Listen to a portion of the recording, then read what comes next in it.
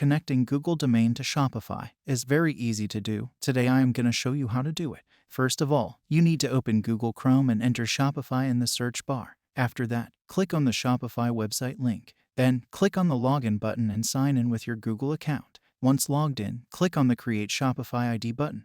Enter your first name and last name. Afterward, click on the Create Store button. Next, click on Skip All. Your Shopify dashboard will now be accessible. Shopify is a comprehensive e-commerce platform that enables businesses and individuals to create and manage online stores to sell products and services.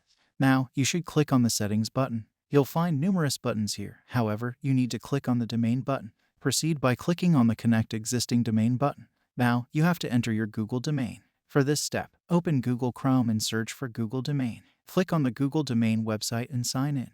Once signed in, click on the My Domain button. Copy your domain from this page and paste it into the Shopify domain field. After entering your domain, click on the Next button. Following this, click on the Connect Automatically button. Then, click on the Yes, Connect button. Now, after a period of 24 hours, your Google domain will be successfully linked to your Shopify store's domain. And it's done. This is how you can connect Google domain to Shopify.